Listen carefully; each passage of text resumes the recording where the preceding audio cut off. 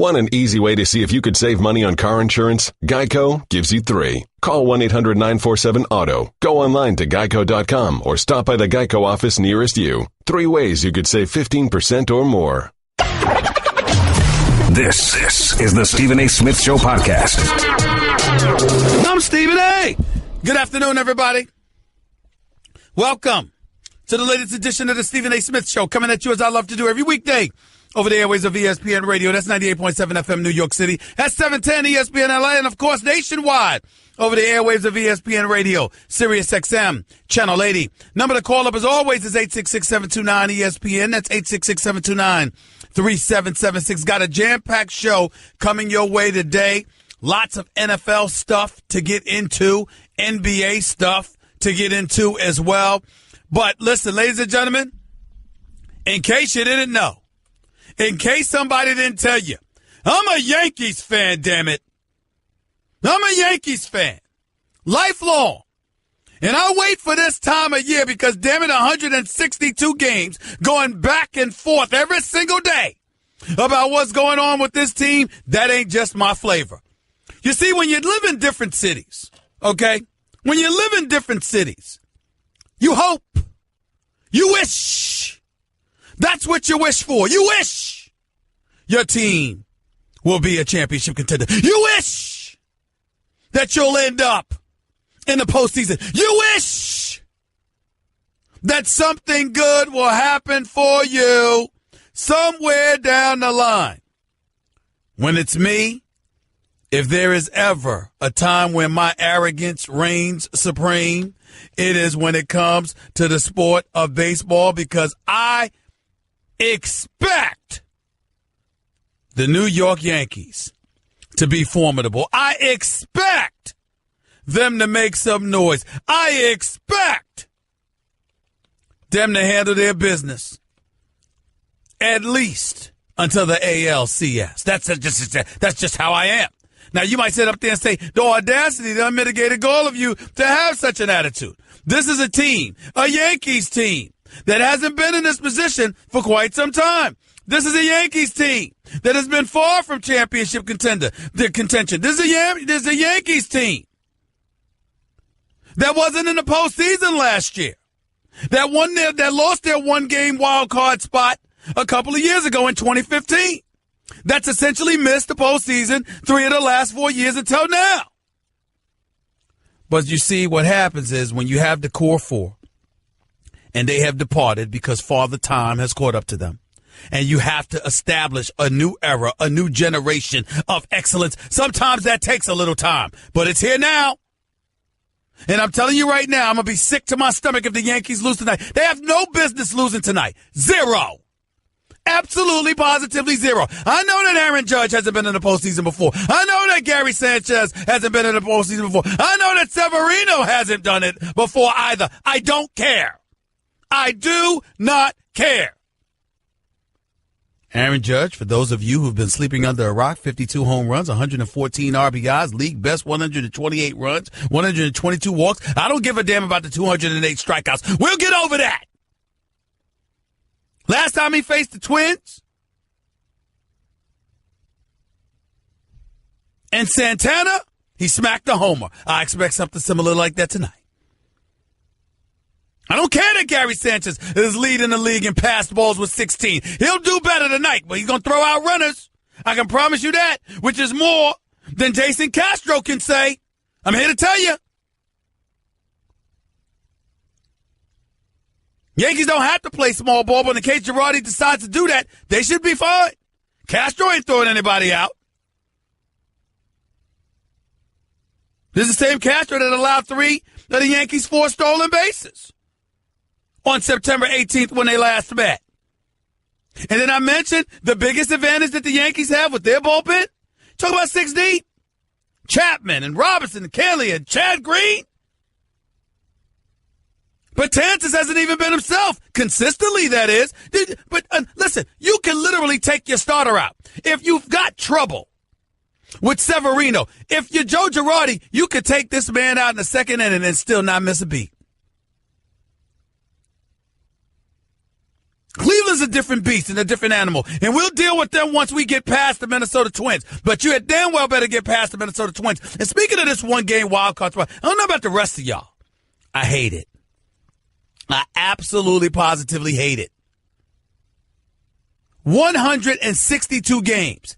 April, May, June, July, August, September, into October. 6 months, nonstop, barely a day off. 162 games.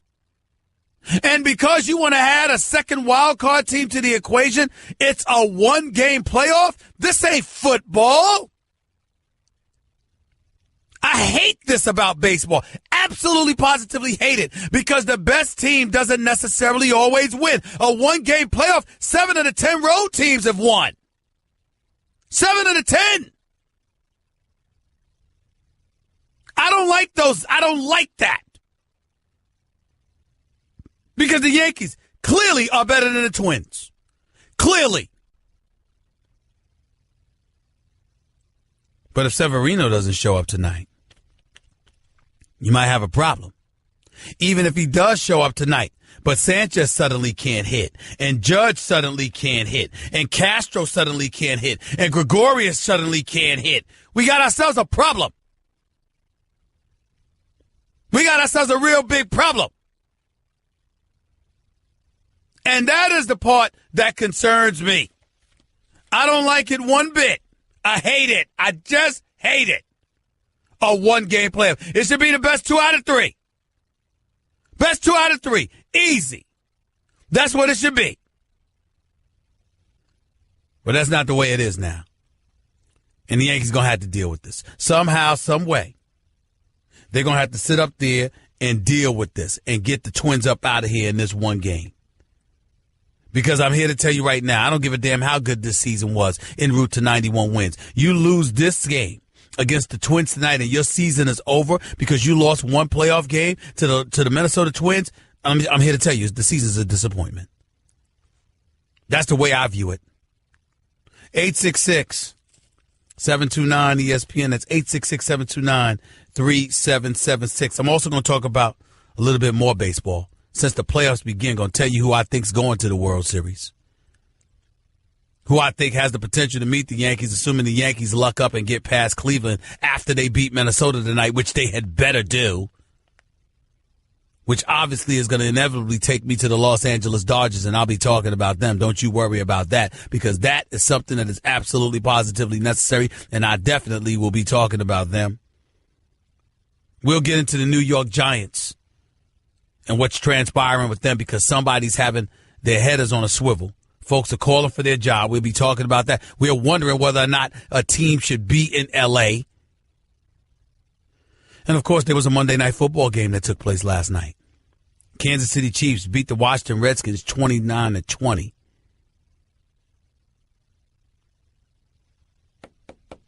Kansas City Chiefs might be the best team in football. I can't believe I'm saying that with Alex Smith as their quarterback. But it's true. They might be. Am I willing to give it to them yet? Not quite. But do they warrant strong consideration? Yes, they do. I'll tell you why. But also why I'm not willing to give them that edge. Not just yet anyway. I'll explain. You are listening live to the Stephen A. Smith Show. You're listening to Love Advice with Leanne. Caller, you're on the air. Hi, Leanne. Longtime listener, first-time caller. Why, in your professional opinion, do you never take my calls off the air? Is this Carl? Yep, it's Carl. I mean, we had a few dates. Everything was great. I thought, Well, you know, when you switch to Geico, you could save a lot of money on car insurance. Okay, awesome. You should call them. I will. Geico, because saving 15% or more on car insurance is always a great answer. You're listening to the Stephen A. Smith Show podcast. One of the other things I'm going to make sure, or a couple other things I'm going to make sure to touch on as the show progresses today. LaVar Ball pulling his son LaMelo from Chino Hills, from high school there, 16 years old. He's pulling his son from that. He's going to give him homeschooling and train him himself so he doesn't have to be subjected to the high school administration and a high school coach there. So LaVar Ball is going to pull his son out and That's what he's going to do. That's one thing that we'll touch on today. I'll let you know what my thoughts are about that. And, of course, whether or not the Chargers should just give up being in L.A., go to hell back to San Diego. And then should the NFL facilitate such a thing? I think both subjects are worth discussing, and I most certainly will do it. Right here on the Stephen A. Smith Show, ESPN Radio. Been talking about the Yankees because they have a one-game playoff tonight against the Minnesota Twins. I expect the Yankees to win. I don't care who gets it done for them personally.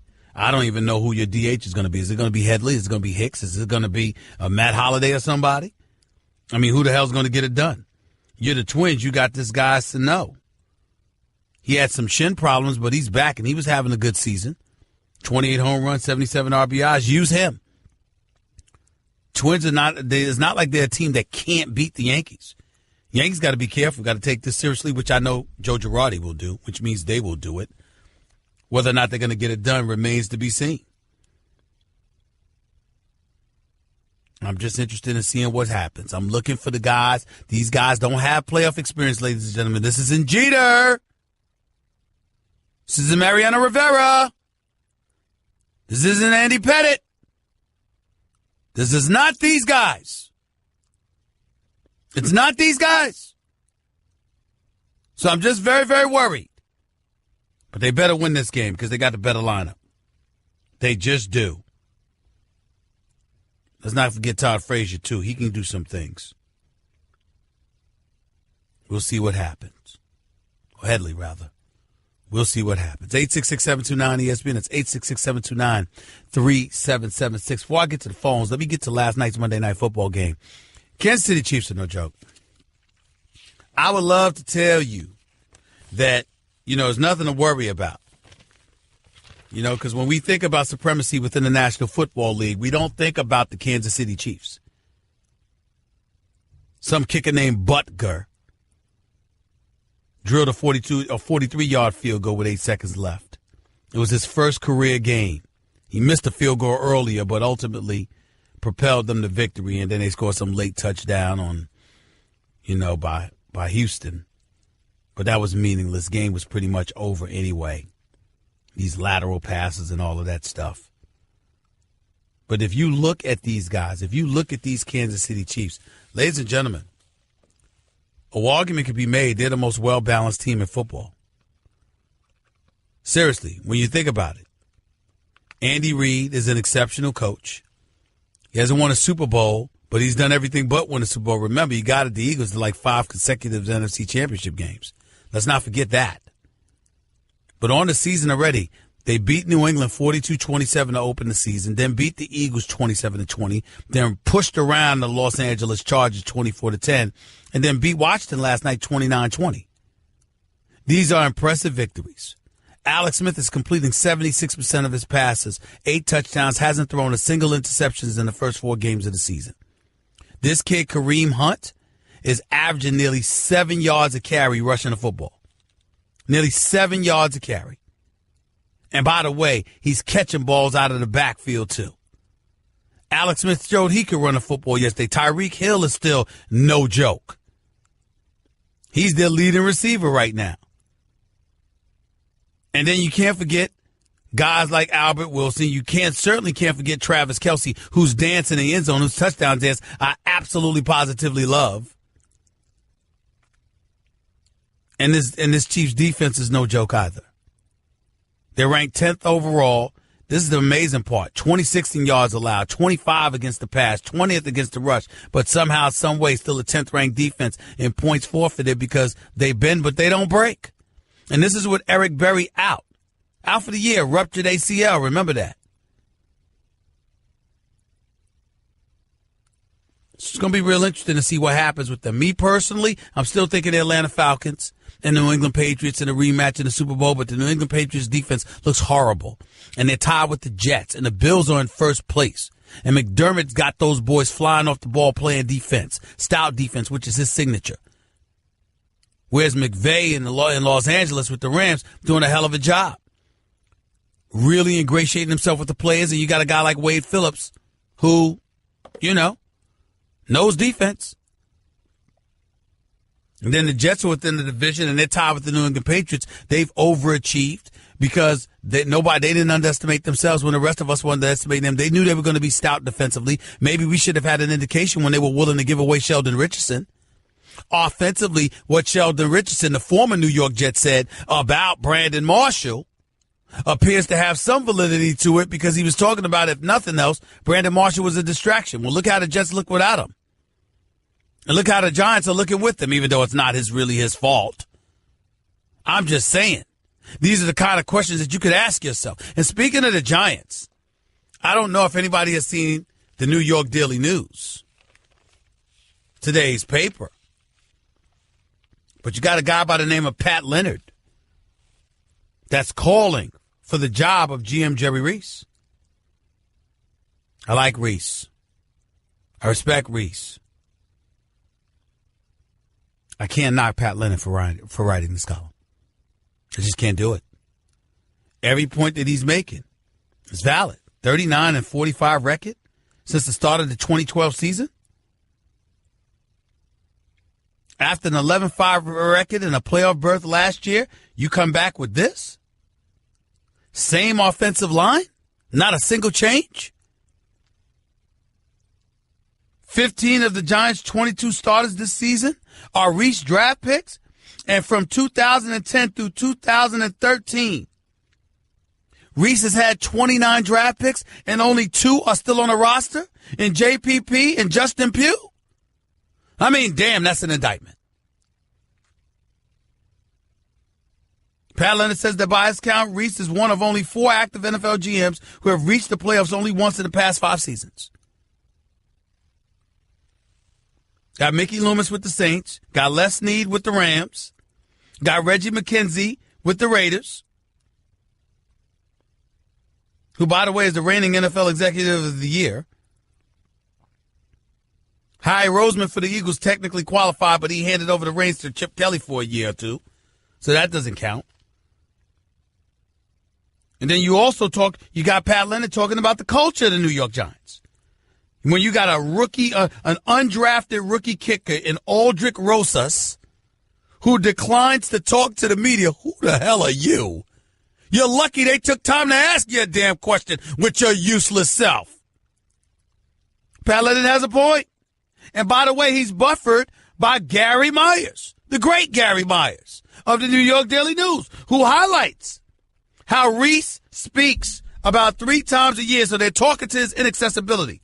Predecessors George Young and Ernie Accorsi were accessible to the media every day, whereas Reese speaks 3 times a year from July to January, the first day of camp, during the bye week, and the day after the season. How's that possible? See, that's when you think it's about you and you don't have the public to answer to. That's a mistake. And when you're losing, it's an even bigger mistake. There's no way around that. There's no excuse for it.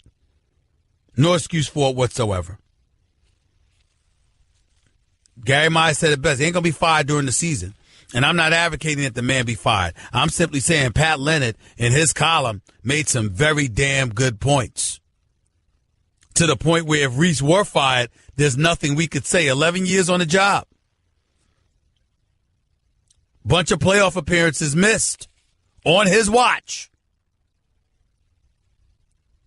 And when they let go of Coughlin, what did they say? If you remember, Jim says, Mara said, Jerry, meaning Jerry Reese, knows this is on him. I've had that discussion. You can't hide from the record. It's up to you now to get it fixed because the last 3 years are just not acceptable. That's when they got rid of Coughlin and kept everybody else. Now what's your excuse, especially when Ben McAdoo seems completely in over his head? Uncomposed. Y'all think about that for a second. I'm getting ready to get into a little baseball talk with the one and only Tim Kurkjian, Major League Baseball analyst and insider extraordinaire. He is up next with yours truly, right here on the Stephen A. Smith Show, ESPN Radio. Guess what? You're in the middle of the Stephen A. Smith Show podcast. Damn it, I mean it! obviously the rule of the day. We saw the Kansas City Chiefs win in the NFL last night. There's discussions as to whether or not they're the best team in baseball. For my money, I say they look better right now, but I'm just not sold on Alex Smith. And I can't look at a team led by Alex Smith, despite how good he looks, and says, you know what? They're the best team in football. Can't do it. Can't do it. I love Tyreek Hill. I love Kareem Hunt. I love Travis Kelce. They got game. And this defense, even without Eric Berry, looked pretty damn good last night. Now, it didn't help that the Redskins had 6 injuries in the second half practically, or in the second quarter and beyond. I mean, 5 on the defensive side of the ball, including a big loss to Josh Norman, who might have fractured his ribs or whatever. They clearly weren't the same when he went down. But I still got question marks about the Kansas City Chiefs. I'm just not worried. I'm just not worried.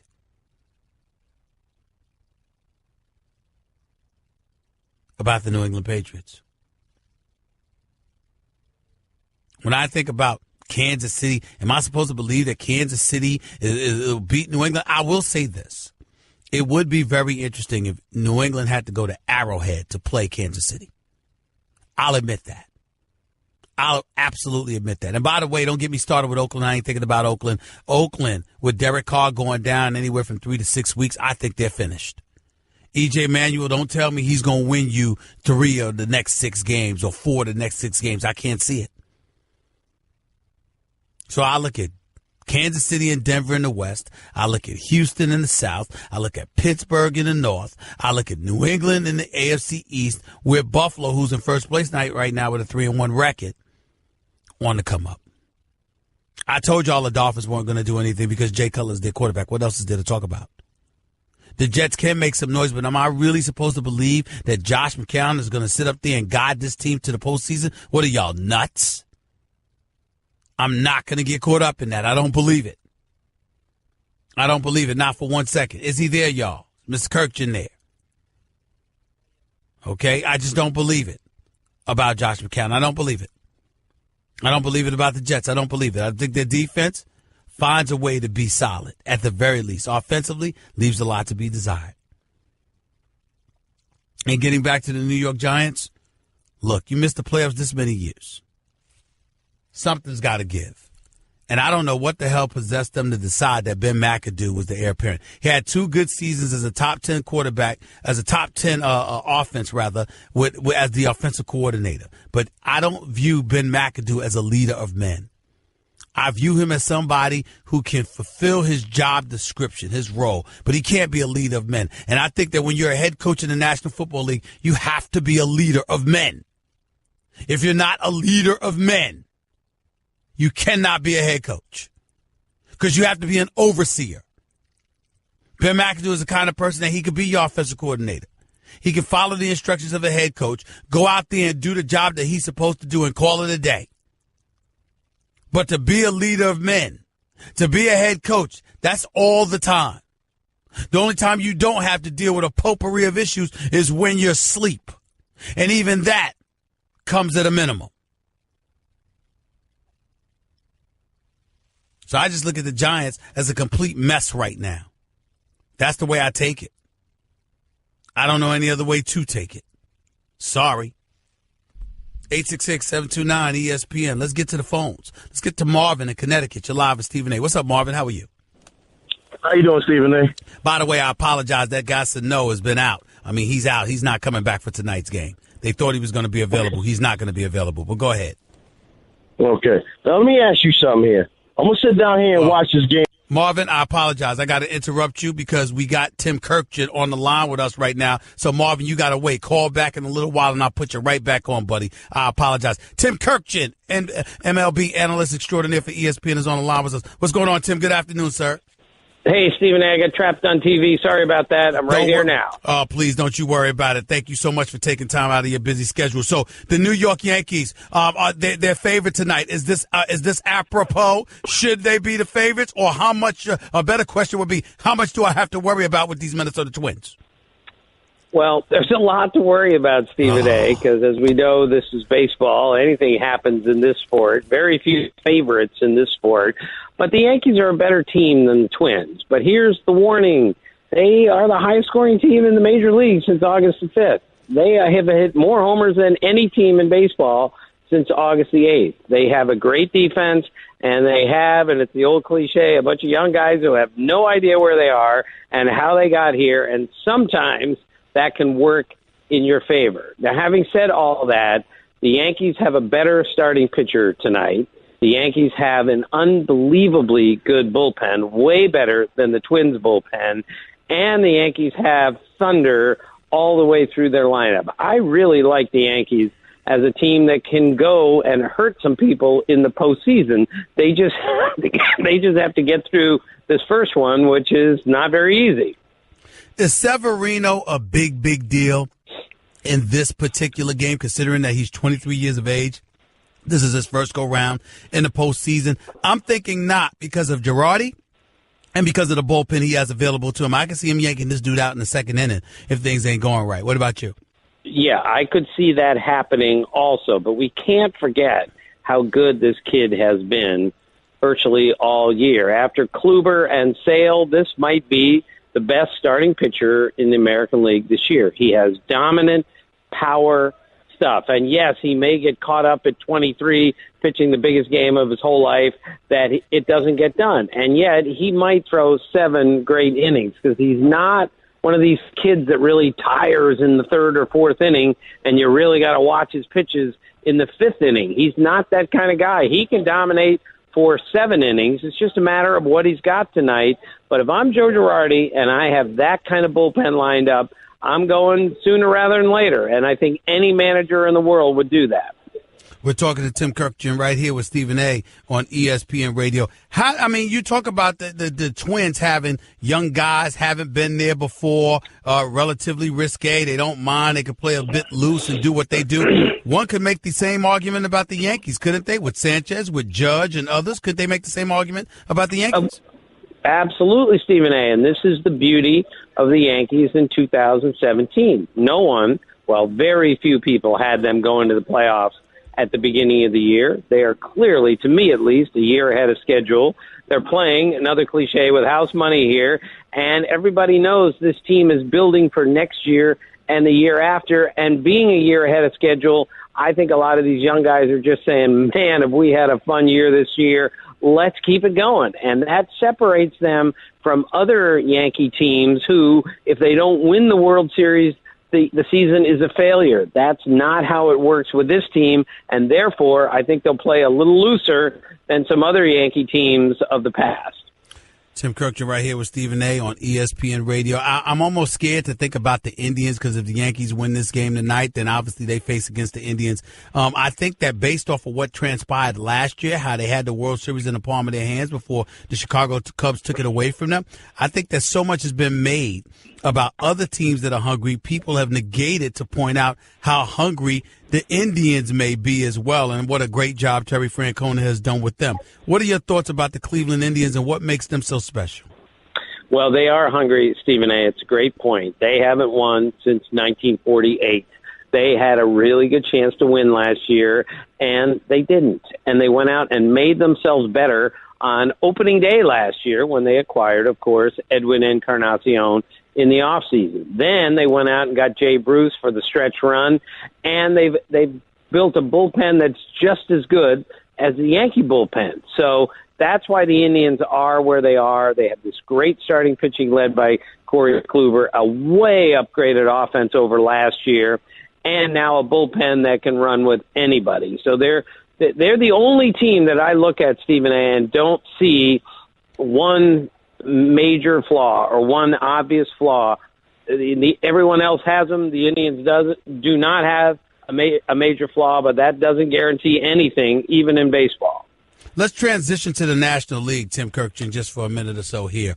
What are your thoughts about the Los Angeles Dodgers. So much was being made. They were on pace to win about 116, 117 games. They ended up winning 104. They nosedived for a little while, and then they got it together. What was the problem when they nosedived, and what do you think about, or how well do you believe they've corrected themselves is the better question.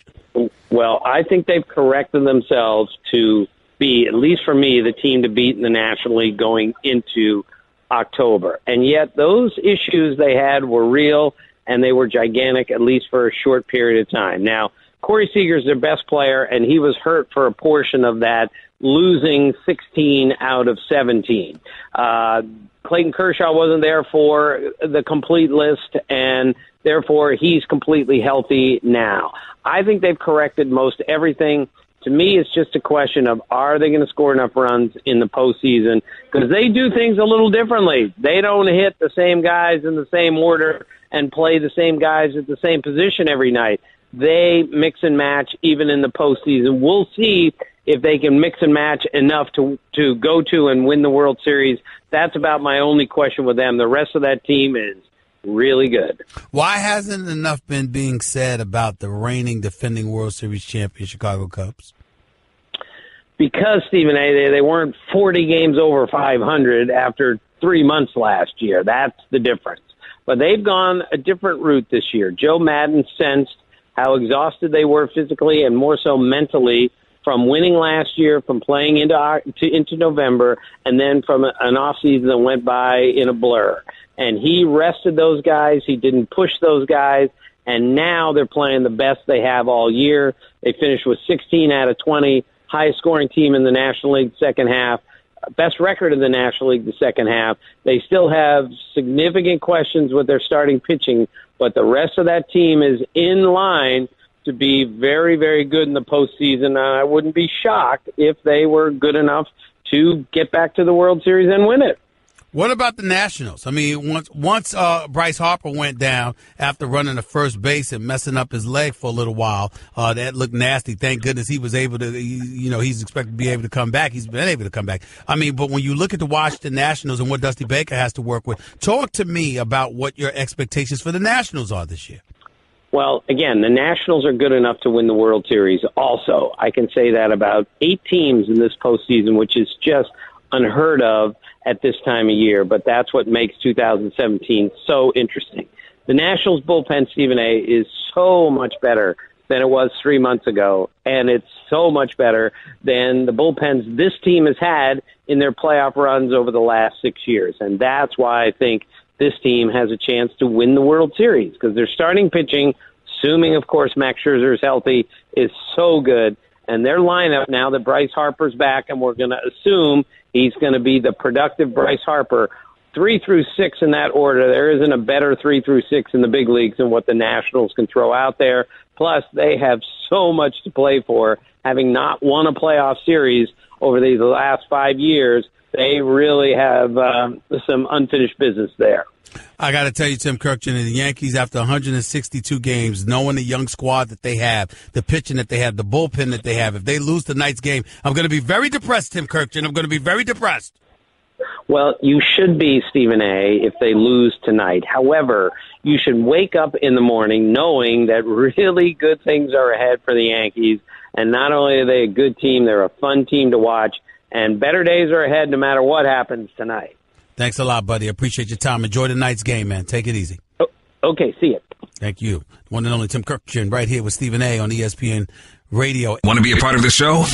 Hit Stephen A. up weekdays from 1 to 3 Eastern at 866-729-3776. Guess what? You're in the middle of the Stephen A. Smith Show podcast. Damn it, I mean it! Back to the phones real quick on ESPN Radio. Let's go to Tony. Tony, you're live with Stephen A. Real quick. Go ahead, Tony. Hey, Steve. Hope all is well with you. Thank I just you. had a quick question for you. Yeah, only got a minute. Go ahead.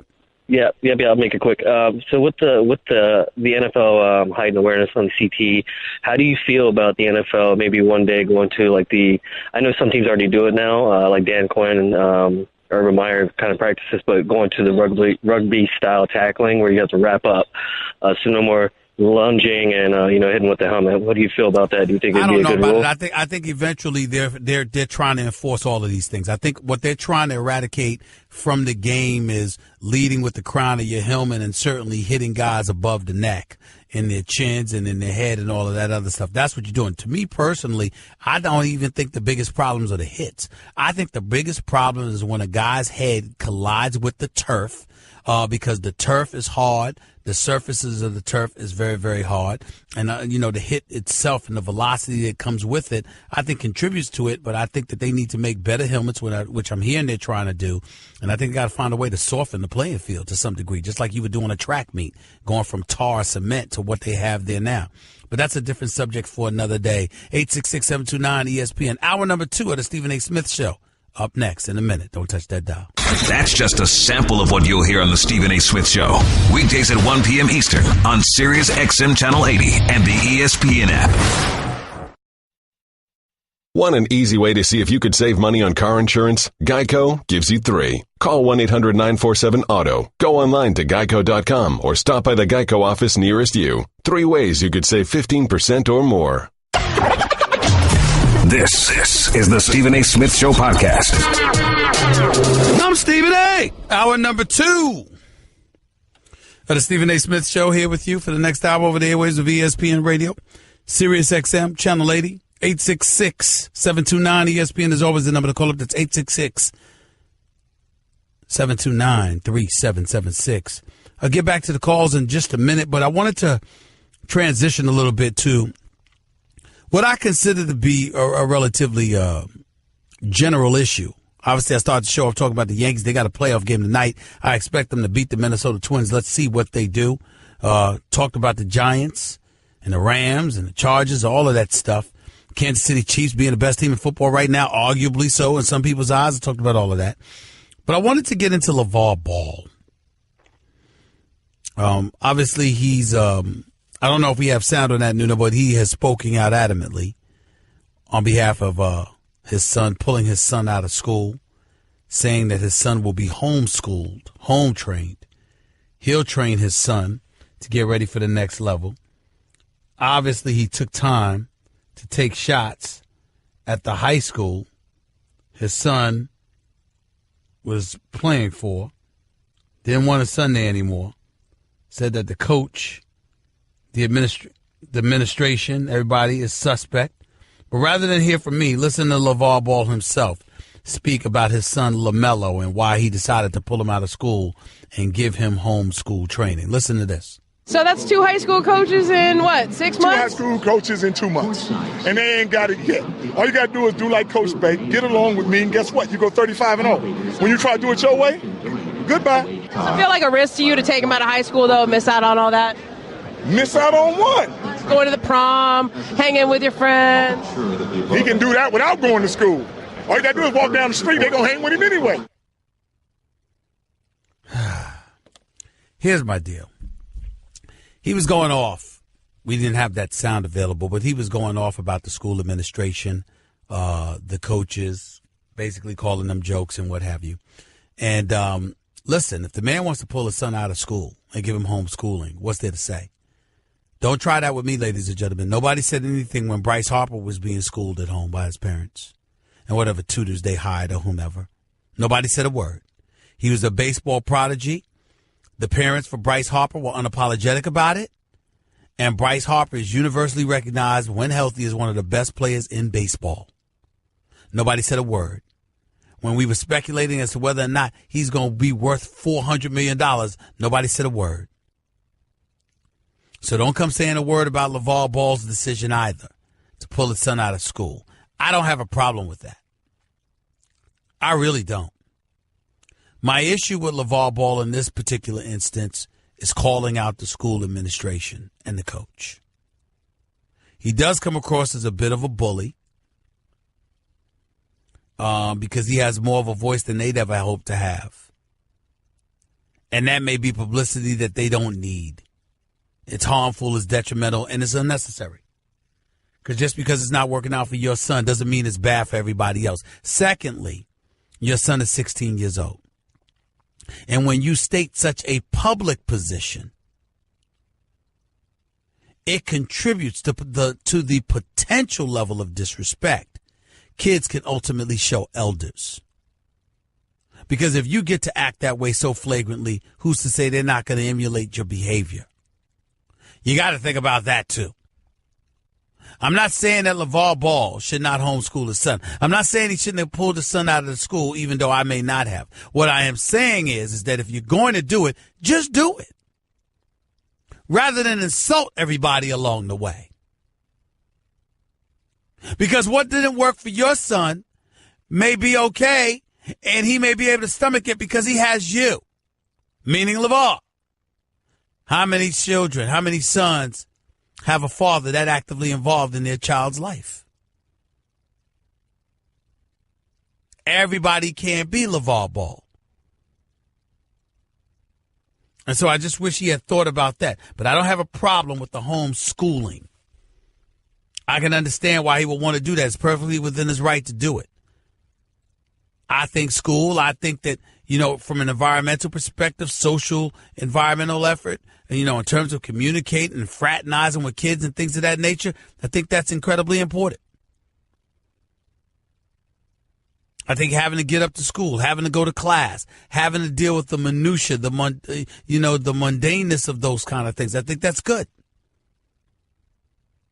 But that's me. He's entitled to feel differently. I just wish he would not have so publicly insulted the coach and the high school administration, because I think that's a bit extra. And it wouldn't surprise me at all. You heard it here first. It wouldn't surprise me at all if I hear LaVar Ball going off about Magic Johnson or Luke Walton. It wouldn't surprise me. And boy, would that be a mess.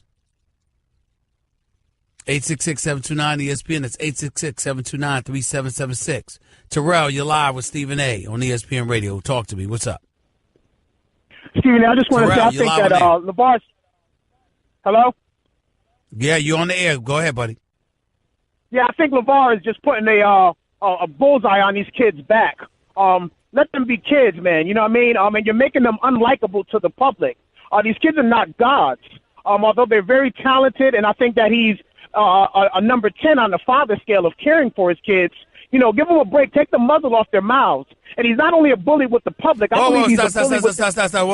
Whoa, stop right there. They haven't said a word. You haven't heard anything from Lonzo or LaMelo.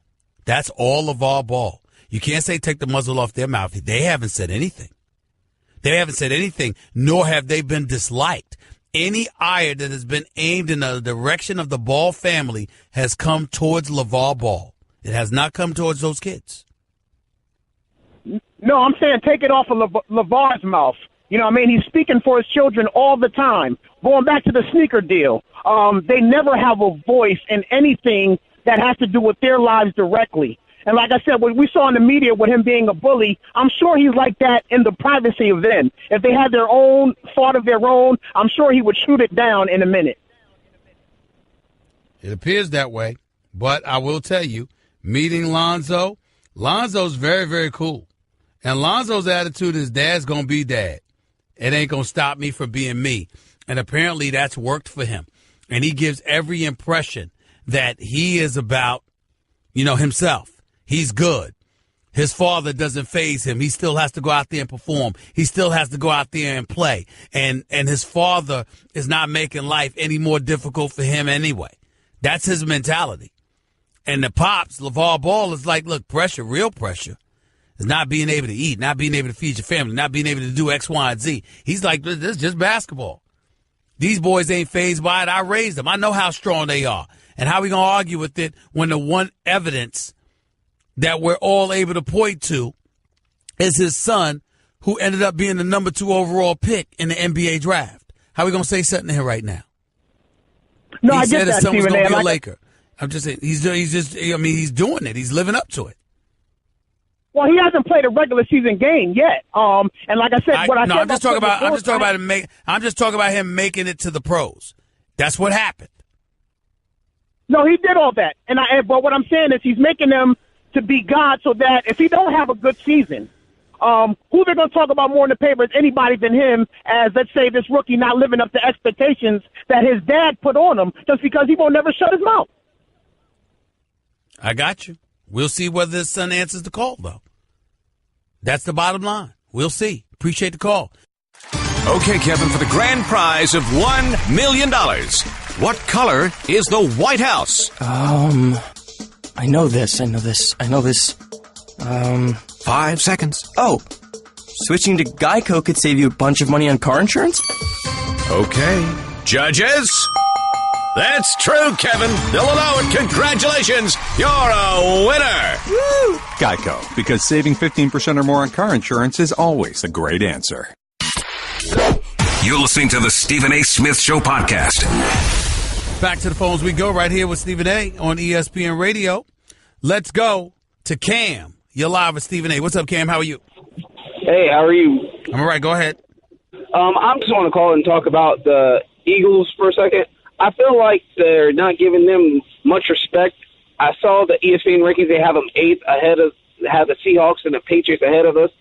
We may not have Tom Brady as our quarterback, but I feel like our defense is better than theirs. I know we're not the Legion of Boom in the Seahawks, but I feel like our offense is better than them. I'm just frustrated with the whole Eagles not getting respect. Well, listen, get over it. Stop whining. You're in first place. That's first of all. Secondly, Sproles is out. You got Sproles down, but your offensive line is intact. Alshon Jeffrey is there. You're getting the tight end back involved. Zach Ertz, he had 5 receptions just the other day. LeGarrette Blount's been running like a man-child. At least the last game he did with 136 yards rushing. And the defense, even without Darby, has still managed to show up and get it done. So they deserve our respect. That's true, but it's not like there are no reasons for concern. Even though the Redskins lost last night, in my estimation, due to injuries, because I think if Josh Norman hadn't gone down, they would have won this game. The reality is that the Eagles are in first place. Stop being overly sensitive. That's a problem with a lot of Philadelphia Eagles fans. Remember, I wrote for the Philadelphia Inquirer for 17 years. I know what I'm saying. A lot of times it doesn't matter how well y'all doing. Y'all are too caught up in what people think instead of just getting it done. That's why you haven't won a damn Super Bowl, practically ever. And you haven't been to the Super Bowl in over a decade and only twice since 1980. And one more thing, just want to let you know, as of September 11th, our daughter Cambry was born. I tried to call in before ahead of time, but I couldn't get in. But just want to let you know, September 11th, she was born. All right, congratulations with that, man. All the best to you and your wonderful family. Thank you for calling. Let's go to Andrew. You're live with Stephen A. What's up, Andrew? Stephen A., how are you? I'm good. Talk to me. All right, real quick, because I want to get on 2 things if I could. Hurry up. On the subject of the Giants, I just wanted to say this, and I'm going to draw to your opinion. I have a lot because I'm in the tri-state area, obviously around a lot of Giants fans. A lot of them tell me, they come like this, if we get an offensive line, we're going to be this. My thing is, and you tell me, Stephen A., in the NFL, general managers, coaches, you invest on one part of the ball or a specific part of the ball. They invest on defense. The Cowboys, for example, invest on offense. So we're kind of drafting our way, trying to get back on defense. But that's what it is. You're not going to have a great defense or a great offensive line. Stop. You're rationalizing it. No. You have to look at it this way. Yes, you needed a defense because in 2015 your defense was god awful, so they had to to throw a bunch of money to the defensive side of the ball. Olivia Vernon and Harrison and those boys. You had to do that. Janoris Jenkins. You had to do that. Fair enough. But the flip side to it is your franchise is Eli Manning. That's the man that hasn't missed a game for you in over a decade, and you have to go about the business of prioritizing protecting them. It's not like they haven't invested in the offensive line. It's just that it hasn't worked out for them, whether it's Justin Pugh or Eric Flowers having to move from one tackle spot to the other. The bottom line is that the personnel that you've picked hasn't been as great as it should have been, which means that it wasn't that you were helpless to make the call, is that you made the wrong call with the option that you had. And that's the problem right now with the New York Giants. I agree 100%, but that's what I'm saying. I feel like they have a chance to get off into the line. They tell me, if we get a line, well, you have a chance. You got to hit on some picks. Like, just because there's not someone in the first, second round, there's going to be someone, maybe not this, I don't know, whatever draft. You got to hit on a serviceable All right, guy. You're talking about the future, but what about now? Because this is their situation. They still got 12 games to go, and they don't get to draft anybody before the season ends. So what is your solution? This is what they tell me. And real quick, the hell with what they tell you. What's the solution? I mean, if we get a line, you're not going to get a line. Deal with what you got right now is what I'm trying to say. What's your second point? Okay, so no, real quick on this. I know you're a fan of Dez. I know you do like him. My call is just to convince you a little bit more, and I might be wrong. But and I know you heard the gossip. A lot of people don't think. Man, Dez, you better hurry up, get to your point. Don't tell me what. Stop talking about what you want. You heard. What's your point? A lot of people don't think that Dez is a top 10 receiver. I got a call last night from one of my boys who's on campus in Fairleigh Dickinson. And they might not know the best of football, but they know a little bit. And they told him, who told me he's not a top 10 receiver. Here's my thing. I heard Dez speak the other day, and it was really hit me really hard. I forget who he was on an interview on the field. Man, if you don't get to your point, you're going to hear a dial tone. What's your point? They asked Dez, why do you think people are saying that you're not a top receiver anymore? And he came out and said, because people don't understand. I'm part of a system. Part of a system that wants to win a championship. A lot of these. All right, let me stop right there. I've heard you talk enough. Goodbye. Have a nice day. Let me tell you something. Dez Bryant, anybody with two eyes knows that Dez Bryant is not the same. Dez Bryant used to be open even when he wasn't because he could go up and get it. He's not a scrub. He can still play. But when you think about the elite receivers in the game of football today, the Julio Jones, the Odell Beckham Jr.'s of the world, the A.J. Greens of the world, and others, Dez Bryant ain't on that level. He's just not. Not the way he's looked over the last couple of years, primarily due to injuries. But he's just not on that level. And by the way, just for future reference, ladies and gentlemen, if I sound rude, bump it. I don't give a damn. You don't call up here telling me about what your boys said 10 different damn times. Well, they said this and they said that, and then as a result, they asked them this and this and that before you get to your point. Get to your point. There's a bunch of people waiting on the lines. Get to your point. Don, you're live with Stephen A. What's up? Big fan, Stephen A. Thanks for taking my call. Thank you. Go ahead. Hey, I got two requests, actually. I'm kind of dating myself here. Doesn't LaVar Ball and Lonzo Ball kind of remind you of that skit, Little Magic? You remember with David Allen Greer and Kim Williams? I do not. You remember that? I don't, man. I don't. All right. And another thing, just to brighten up some spirits, can you please play Caliendo doing your impression of the Grammys? No, not right now. Not right now. At the end of the show, please. Goodbye, man. Have a nice day. Y'all are something else, man. I mean, the calls have been weak today. I'm very disappointed in some of the calls. People can't make up their mind, scared to ask questions, giving me what their friends said, scared to tell me what they feel, and some dude bringing me up something about Frank Caliendo or somebody else, who I love dearly, by the way, Frank Caliendo. Got time for all of that. I got all of these sports stories on my mind. The hell is wrong with y'all? And the Yankees are playing tonight, and I'm nervous about it, damn it. Guess what? You're in the middle of the Stephen A. Smith Show podcast. Damn it, I mean it. To the phones we go right here on the Stephen A. Smith Show, ESPN Radio. Let's go to Randall. You're live with Stephen A. What's up, man? Talk to me. Hey, Randall. Stephen Go A. ahead. 2 quick points. First of all, what's it going to take for Bryce Love from Stanford to get some respect for the Heisman? This kid is unbelievable. And stop right there. He's got 1,088 rushing yards in 5 games. He's been sensational, no doubt. But the level of competition that Stanford is going up against is considered questionable. They're wondering whether or not there are big games on the schedule. Just spoke to Paul Feinbaum a few hours ago on my show First Take. That's what he said. I'm looking at Saquon Barkley. He's no joke. Looking at this kid Mayfield out of Oklahoma, he's no joke. But Bryce Love is third on the list, and a lot of people are saying he deserves some shine. So I wouldn't say he's not getting any love. I wouldn't say that. I'm a little worried about East Coast bias, Stephen A., because a lot of those folks back east don't watch the games. They're on too late. Stanford's not getting good TV times, but he is unbelievable. All right. Appreciate it, man. Thanks so much. Let's go to Nathan. You're live with Stephen A. on ESPN Radio. What's up, Nathan? Hey, what's good, Stephen A? How you been, man? I'm all right. Talk to me. All right, so you told me last time when I called you after the Colts game to give you a call back after the Rams played a good team. They did play good, man. I got to tell you. Yeah. Jared Goff is looking good. Gurley is no joke. You got Watkins and Woods on the outside.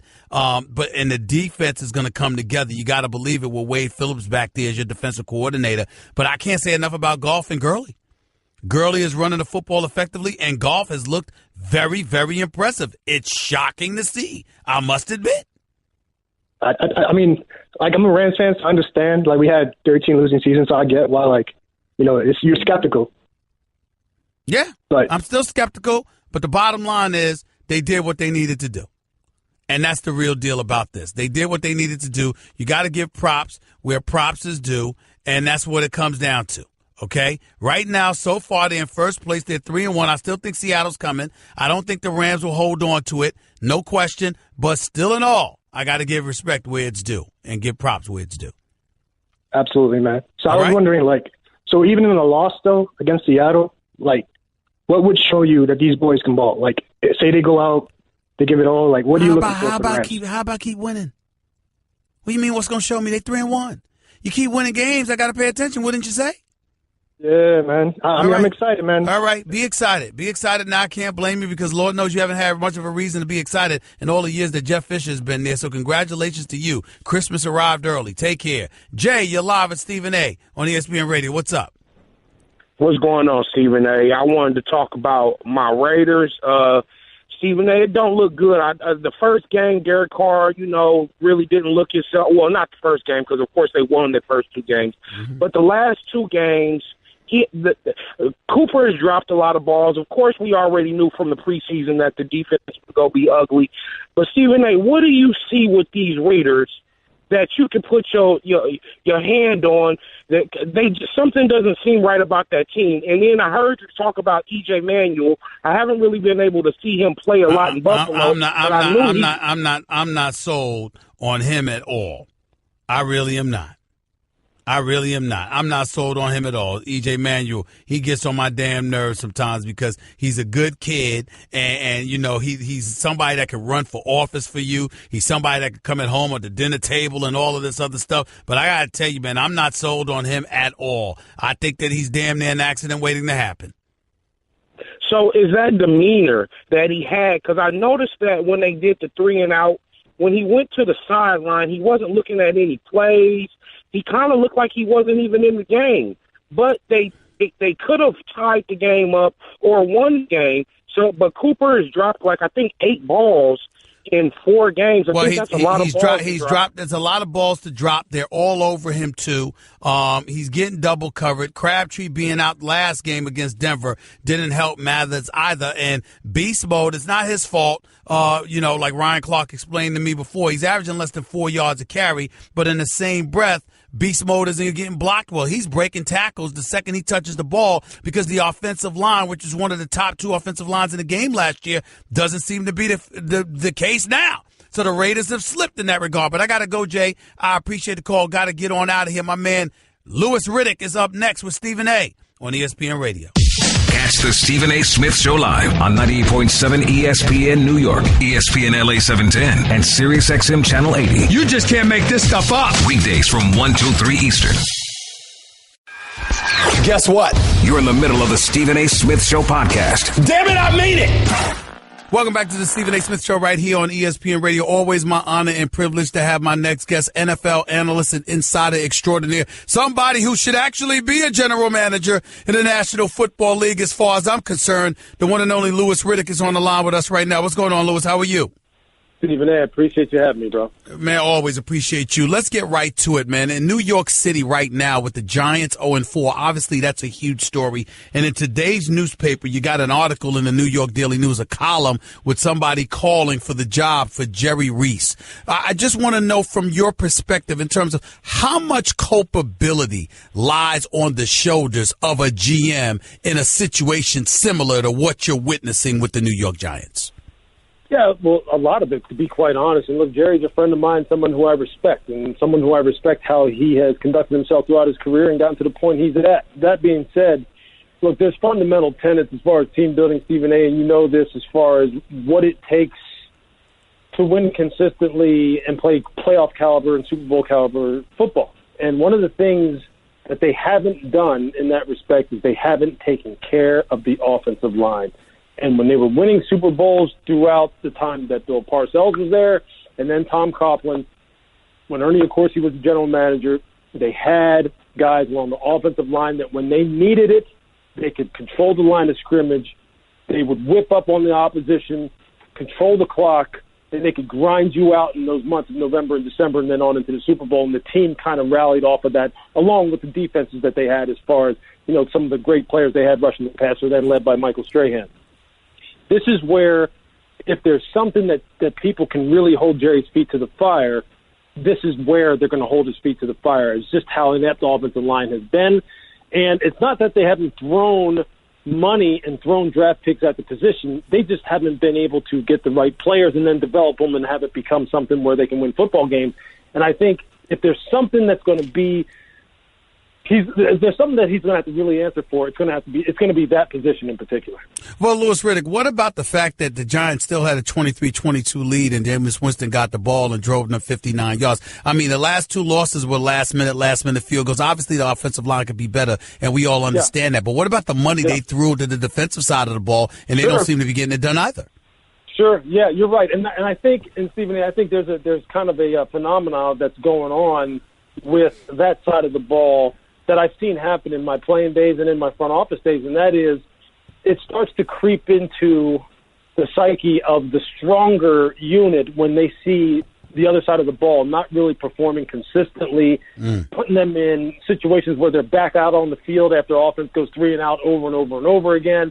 You know, when you hear the crowd booing, you know that so much is put on you. The guys start pressing. Communication starts breaking down. All of a sudden, big plays start being given up that you typically don't give up. And then next thing you know, the whole thing starts snowballing and people start losing their confidence. You start losing football games. And I think without being there, I know how that kind of thing can happen. And there's just a lot of things right now in New York that are going to call upon Jerry's leadership ability and Coach McAdoo's leadership ability at the highest levels as far as can they corral this football team and be able to somehow salvage this season in such a way that it doesn't cost people their jobs. Because that's what you're talking about now with the Giants, right? You're talking about people possibly losing jobs, and this is where leadership has to rise to the top. Otherwise, there could be some big changes coming. Louis Riddick right here with Stephen A. on ESPN Radio. I got to tell you, I thought the Jets were tanking the season a few weeks ago. They looked so damn bad. And next thing you know, they're 2-2. They're tied with the New England Patriots within the division. What the hell is going on with Todd Bowles and what has happened with the New York Jets? You know what? I'll tell you what. Some of the same things we were just talking about, that character and leadership are something that you can't print out on a printer. You can't look at a stat line and measure it, but it's something that the Jets have always believed that they had, even if it didn't translate to wins early on in the season, even if people didn't want to believe it. Talking to the people there, they loved the makeup of this team, particularly on the defensive side of the ball, as far as how they had guys who liked each other. They had now gotten the locker room, particularly on the defensive side of the ball, to a point where these guys wanted to play for one another. They believed in one another. They were getting younger, faster, more physical, and they thought it would come around, that they were going to take some lumps. We all know that on the offensive side of the ball, that there's some work that needs to be done over the next couple of years to get it to championship level, but they liked this team. They liked its competitive spirit. They liked how they played ball together. They liked how they wanted to be accountable to one another. Josh McCown just talked about it. He said this may be one of the best locker rooms he's ever played at, played with his entire football career. I think, Stephen A., that's what you're seeing right now. You're seeing a group of 53 dudes who, despite everything that we say about them in the media, and rightfully so, about them being a team that looks inept from time to time, they don't believe that. They don't believe that. And I talked about it on Sunday Countdown with a guy named Jamal Adams, who the more players they can get like that, the Jets are going to be all right. And those young cats that play as hard as he plays and play with the ferocity and the attention to detail and the spirit that they play with, the Jets are going to win some more games. So all those people who have that tanking philosophy or that tanking conspiracy going, the Jets are about to blow that all up. I'm telling you, and it's all because of the competitive spirit of that football team, which people tipped me off to early on. Right. Flip side, I shouldn't say flip side, but on the West Coast, 3,000 miles away, the same arguably could be said about the Los Angeles Rams. They're in first place. No doubt. They're in first place in the NFC West. Jared Goff, I don't know what the hell happened. I thought this dude was a scrub. And the next thing you know, he's flat out balling. What is it about him? Is it about Gurley? Is it about Sean McVay? What is it? It's the same thing. It's like switching jobs anywhere, and or having your bosses get switched, or people talk about someone needing a fresh start, a new environment. What Sean McVay is doing, as far as, if we're just going to talk about Jared Goff first, as far as being able to free up this kid's mind and have this kid believing that what he's teaching him is going to take his game to places that he wants it to go to, what he has done as far as being able to make that connection with this kid is spectacular. That's what you're talking about when you're talking about evaluating people with context in the National Football League, because coaching across the league is not uniform. You know this. Just because there are 32 professional football teams doesn't mean that all 32 are created equal and all these coaching staffs are equal and players would be a bust no matter where they go, or they'd be great no matter where they go.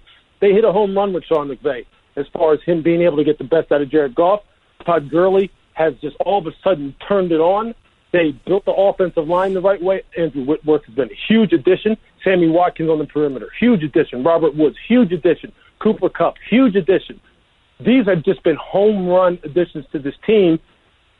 And ironically, the side of the ball that you thought would lead the way needs to kind of like come on now. They need to pick it up a little bit on the defensive side. Yeah, Aaron Donald's one of the baddest dudes in the NFL. No question about it. But the defensive line needs to be more stout. They better start shutting down the run game. The corners better start covering, stop having the ball thrown over their head.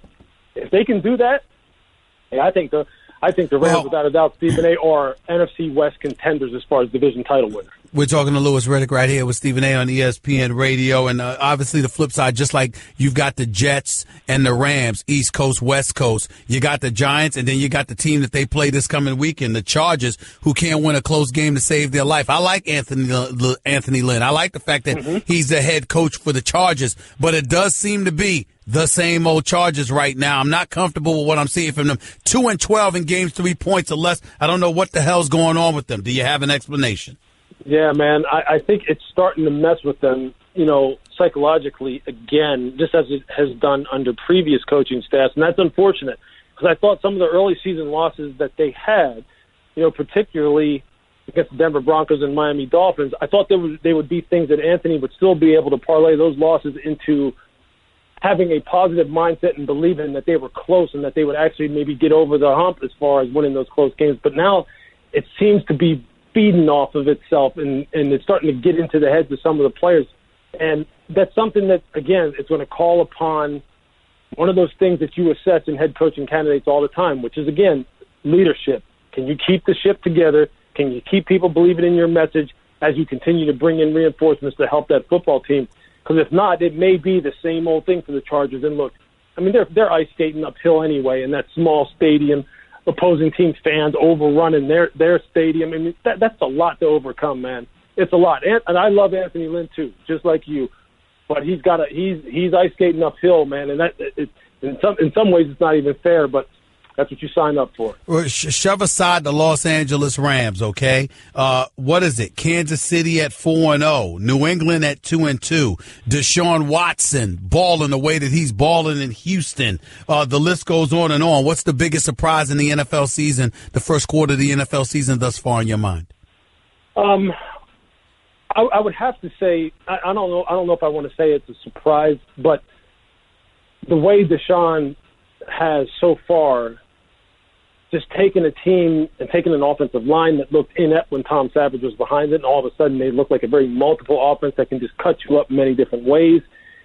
It makes the defense play better, and he's in the quarter point of the season here, he looks like he is here to stay. And I don't want to say it's a surprise, but I just like how fast he has come on. I think you're going to see some of the same things with Mitch Trubisky that you saw with Deshaun as far as what he brings. The difference between him and Mike Glennon is going to be glaring, absolutely glaring. I think when Patrick Mahomes gets his shot, it's probably not going to be this year with the way Alex Smith is playing. But overall, I guess what I'm getting at is we criticize the quarterback position for many different reasons because of the way people teach quarterback play in college and how these guys are behind the 8 ball coming into the league and all that, and how that feeds on itself that the quarterback position is in trouble. Maybe it's not in trouble. Maybe coaches are figuring it out. Maybe there are some good teachers, and you have to take it case by case. You need guys like Sean McVay. You need guys like Andy Reid. Bill O'Brien's been criticized saying he can't develop quarterbacks. Well, he sort of seemed to be developing one down there in Houston now.